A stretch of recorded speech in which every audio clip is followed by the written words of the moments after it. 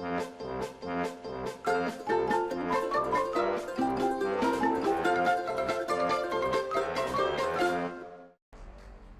everybody, my name is Aftermath and welcome to no mod at all. Let's look at the Battle Pass.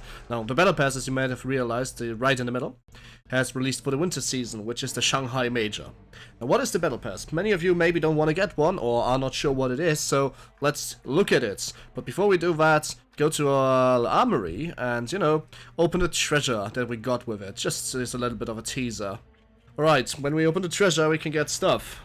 One of those absolutely amazing, you know, sets. I don't really know which one I would want, so let's just try to get any. Whatever infusible means. Alright. Okay. Okay. I got the centaur set apparently. Hey, that's actually, let's be honest, this centaur set actually looks pretty cool. Amazing. Whatever infused means, I don't really know that, but it doesn't matter. Now, let's look at the Battle Pass. Battle Pass. So, the Battle Pass is basically a compendium, but not really.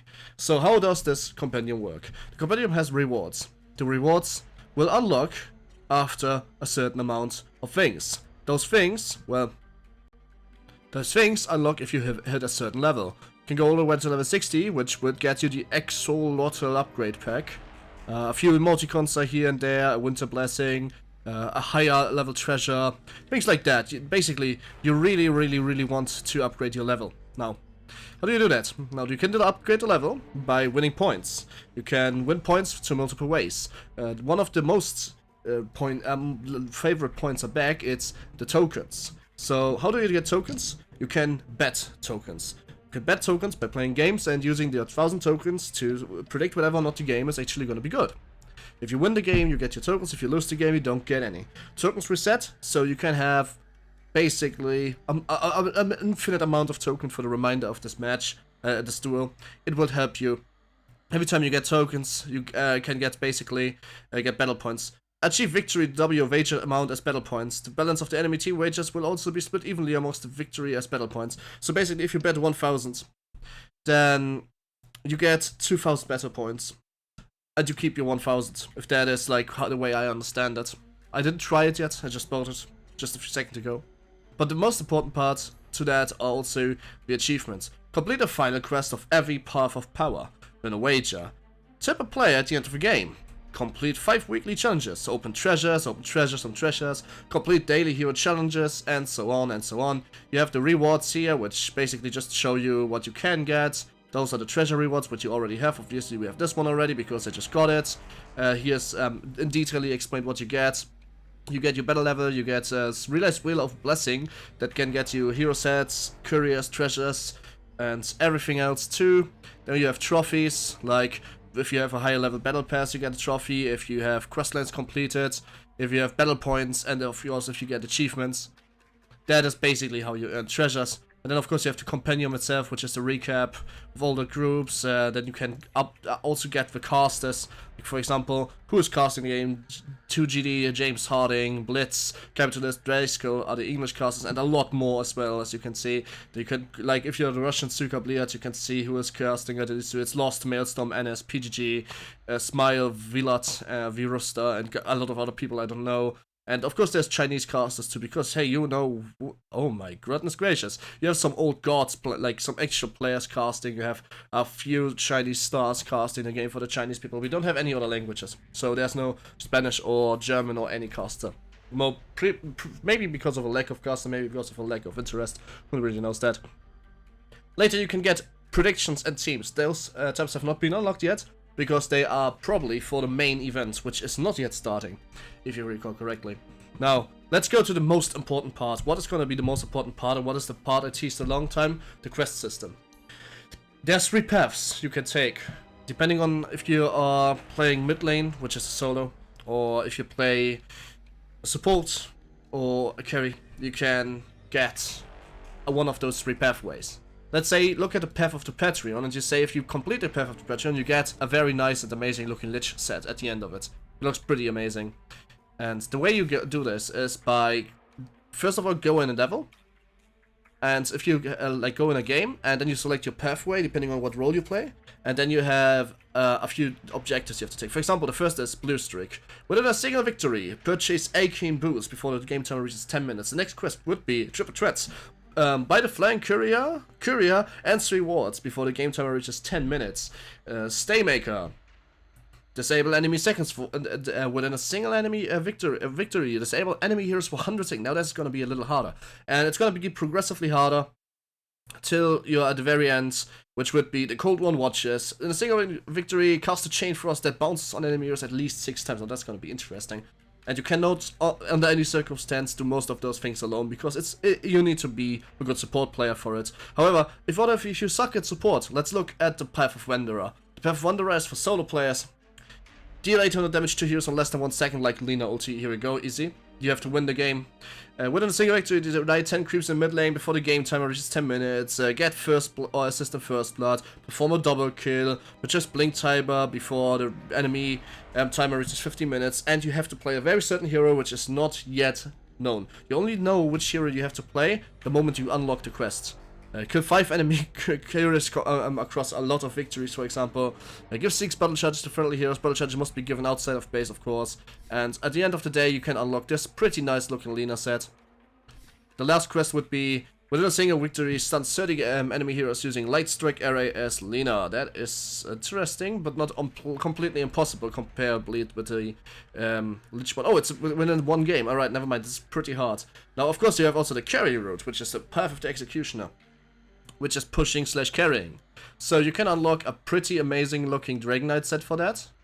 And damn it if I want that. I'm gonna get it. So how do you get it? Well, Path of Executioner focus around carrying the game. Like, destroy a tier 1 tower with your team before the game reaches 30 minutes. Kill Roshan before the game timer reaches 30 minutes. Basically spam Ursa. Deal 3000 or more damage to enemy buildings as question mark.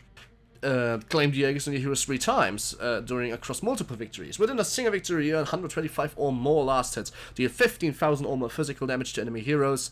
And at the very end, deal 15,000 damage to enemy heroes while in Elder Dragon form as Dragon Knight. So, basically, this is how the questing system works. I think this is a huge improvement to the old compendiums, because this gives you a very nice thing to do things. Like, for example, you have a very nice incentive to actually play a certain hero and do certain things on him. And all in all, it helps. If 2.5 million players complete this quest line, they will get completion reward for everyone that finishes, and still will finish it. So, get going, guys, and finish the quest lines. You have, of course, coming back daily hero challenges such as Nyx Assassin, kill 25 or more enemy heroes in a weekly challenge, and the weekly challenge number 2, deal 50,000 or more damage to enemy heroes. Now, this is what you get for around 755 euro or your regional equivalents, and it gives you quite a lot. But we are not done yet, because we also got a winter turn, and I'm going to show that off to you just in 1 second, and I'm going to really quickly also show you off the difference between the desert and the normal terrain. So create a lobby, and let's go for it. Alright, and now I'm reporting back from the game, not on maximum detail. Let's fix this really quick, just for, the sake of actually showing it, because you realize that I play on best looking, of course, on some lower changes to reduce the lag. And here we go. Nice and easy. Let's look at the most important things. First of all, the base. As you can see, I'm just gonna go. I don't have cheats on, sadly. I'm just gonna go into this mode, and we'll be looking at the base textures. And you see, first of all the trees are obviously somewhat, full of frosting and of course snow, which is quite normal for winter. No disappointment there. The offlane is there are some cute animals like this little. Oh, I'd love to call this a squirrel, but I don't think it qualifies as one. And the secret shop, does he have any ambient? Let's see if he has any ambient to him. In the forest, you see mostly dead trees, off snowed trees. You don't see any like special things. We will be checking the river out in 1 second. The secret shopkeeper has no like fire or anything that keeps him warm, so that's a little bit of a wasted opportunity. And if you go across the river, you realize it's not flowing. That's because it is ice. It's that easy. The river is ice. Remember Frosty was when you slide on this? Well, you don't do it here, but it's ice. The towers have not changed at all. Also, well, like in other terrains, not really that important. Is Roshan any different? I'm not sure. Let's check.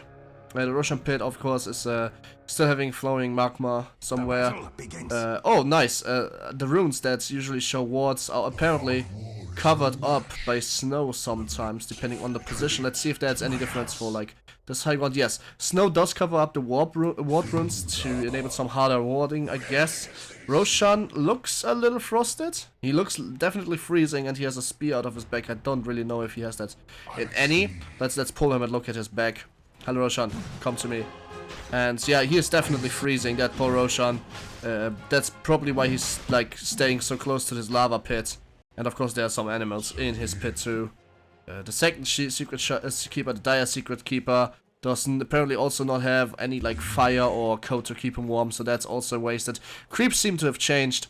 The Wildkin Ripper and the World King just look very frosted and very cold, really. I think they need to warm up. Same goes for the Ensign creeps. Let's see if we can find any more special looking creeps somewhere in our forest really quick. And we can do this by going there. Now let's see, look at the creeps, and you already can see not only are the creeps totally frosted, but they also breathe out after pretty much everything they do on high details, which probably, like, wants to show how cool it really is. The mud golems have ice in their hide. In case you haven't seen this, I'm gonna show you again. The ice golems have hides, ice. They don't have any mud. Mud usually shatters when it comes to ice. It gets really hard. So of course there's gonna be ice in it. The easy camp, they also breathe out. They seem to be very cold. Of course, they don't wear any clothes.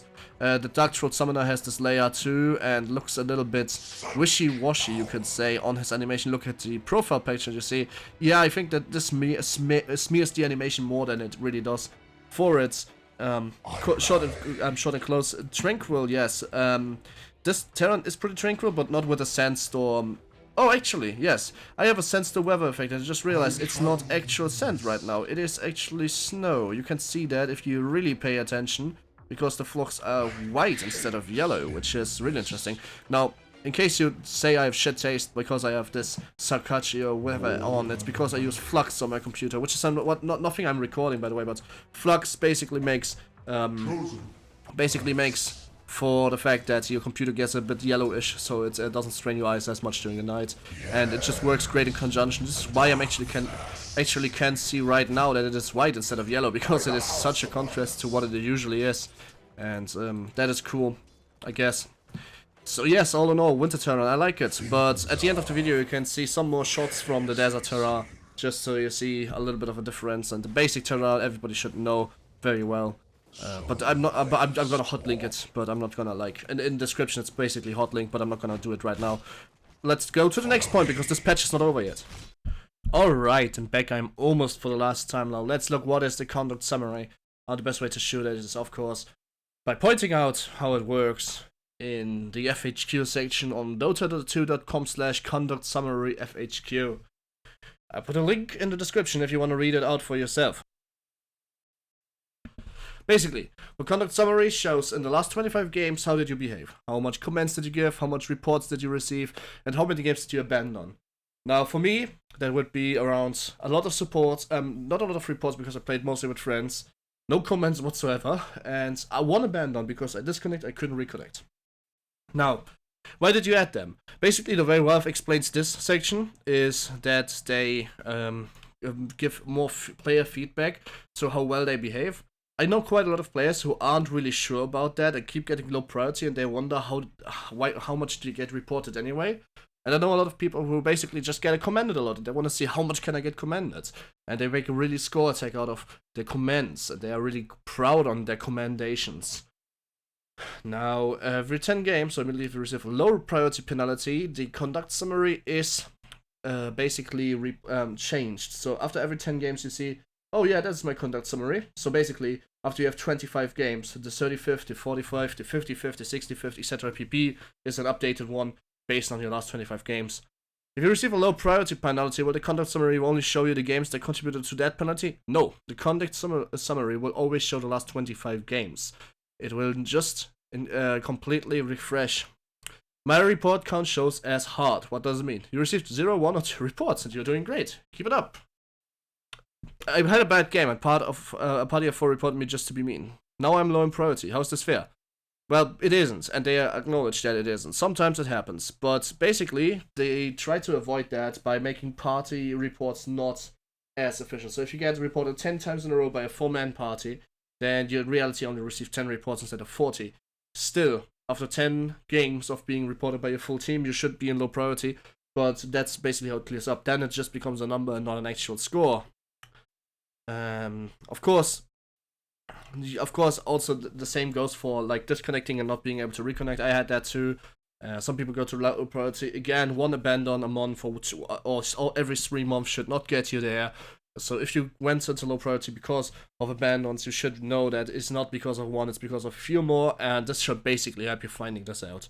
Now, before I wrap up the video, I want to show you the desert terrain, so stay tuned for that. Alright, and just to wrap this up, to show you a little bit of the desert terrain, or how it was, and what it changed compared to the winter terrain. In the desert terrain, most of the trees are replaced with desert trees. I don't know what those trees are. They look a little bit like palms, but not really. The desert structure looks a little different. There's dust on the warding spots instead of snow, and they are not covered as much. Of course, then you have a lot of desert flowers, and most importantly, you have cacti somewhere, when, I don't know. Nothing really changes that much, except that it becomes a whole lot more dusty. And oh, here's the cacti, for example, here's a cacti, here, see the cacti. Things like that change, so mostly the tree structure changes and what is underground and what animals you find. Now, I can't really find any critters right off the bat. Oh yeah, here right, here we have one. It's a scorpion instead of a squirrel. And this butterflies look a little bit different too. The towers look a little bit dusted on, and the creep should look just a little bit different too. The scorpion is not actually gonna do you anything. It would be funny if it would do, but then we have the situation like in League of Legends, where there's actually something that can hurt you, that is part of the map, which was an earth that popped up and did 1 damage to you when you were playing Warwick. Now, you don't have that in Dota, and that is good, because that actually legitimately killed me. Oh, never mind, there's the squirrel too, so the squirrel is not actually like a little bit of a fox squirrel. Not exclusive to the winter terrain, but we don't have those critters, and you don't have those trees, obviously. And if you look at the creep textures, they're not as smeary, because if you think about it, there's nothing to smear. Anyway, this is it for today, and thanks for watching, and this was basically what you will expect to get for 750 of all your regional equivalent if you get the Battle Pass. It is a very nice item. I really much like it. I really like the betting system, and the fact that the betting system no longer has to do anything with coins, because that means even losing your bet isn't going to be as frustrating. Because sometimes you just happen to play with 5 friends against 5 smurfs that do this on purpose just to farm items. I really love the questing system. It really does give you an incentive to play as good as you can and excel in certain situations, and communicate with your team what you want to do. And what I really like the most about it all is that this time everyone can get a fair share of it. The daily challenges are not limited to certain classes or heroes or roles, because back in like the challenges for the old company were basically, yeah, do this, do that, and you are forced to play one of those heroes. But if I didn't want to play support, then I was basically like screwed. Right now I could just not play support and choose a different path. Now, that being said, if all my other paths are maxed, then I still have to play support. And that's about it though. Thanks for watching. Don't forget to like, comment, and subscribe. Don't forget, if you want more of the videos like this, just leave a comment. And you know me well enough to know that I will provide you with said videos then. And do not forget that you can go into the future by just like literally going and subscribing, because that will give me the chance to show you my videos a little bit early, because the moment you subscribe, you know when my videos will arrive. Isn't that great? Don't forget you can go back in time by just going on one of the nice playlists I've arranged for you. All of them have descriptions, just so you can see what's in there. And don't forget to like and subscribe, and don't forget to dislike and subscribe, because trust me, if you dislike, that means you don't like it. But if you subscribe and then dislike, that means that you can hate even more. Isn't that fun? It is so much fun, isn't it? I can handle it. But be a good sport and comment me your critique, so I can maybe surprise you and get better the next time we meet. And as always, see you guys next time. Aftermath is signing out. Farming creeps in a 1 versus 0 game, and now exploding. Literally exploding. So Aftermath is signing out in 3, 2, 1.